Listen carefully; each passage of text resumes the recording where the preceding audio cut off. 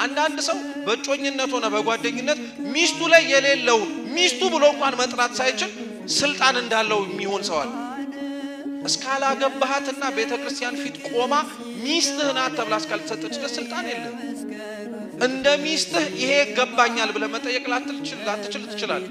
ብዙ ሰው ለዛ ነው በጓደኝነት በጮኝነት ሚስቱ ሆና ሊጠይቃት የሚችለው እንድታደርግለት የምትፈቀድለትን ነገር በጮኝነትና በትዳር ይጠይቃል። በጮኝነትና በጓደኝነት ይጠይቃት።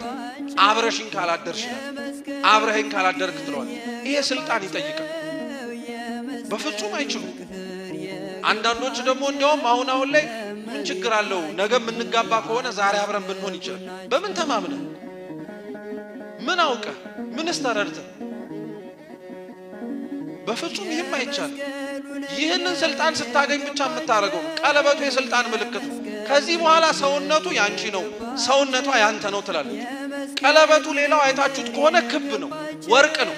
ወርቅ በእሳት ሲፈተን ወርቅነቱ እንደሚታወቀው ሁሉ ወርቅን በእጆቻቸው ላይ እንዲያጠልቁት የሚፈልገው ትዳራችሁም ትዳር የሚሰኘው በመታልፉት እሳት በተባለ በመከራ ልክ ነው። አብርሃም ሳራ ተፈትነዋል እኮ መስቀል ነበረባቸው። መስቀላቸው ምን ነበር? ልጅ ማጣት ነበር። ለዘመናት ተሰቃይቷል። አሁን ምናልባት ባለ ትዳሮች ሆነው ልጅ ያጡ ብዙ ሰዎች ሊሆኑ ይችላል። ይሄ መስቀላቸው ሊሆን ይችላል። የሚሸከሙት ከእግዚአብሔር ጋር አብረው የሚሸከሙት መስቀል ሊሆን ይችላል። አንዳንዶች ደግሞ ልጅ ማጣት ሊሆን ይችላል። ልጅ የሚወርድባቸው ብዙ እህቶችና እናቶቻችን አሉ። ይሄ መስቀል ሊሆን ይችላል። መስቀልም ጭምር ነው።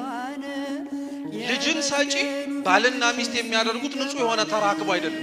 ልጅን ሰጪ የማህፀንም ፍሬ ባራኪ ማን ነው? እግዚአብሔር።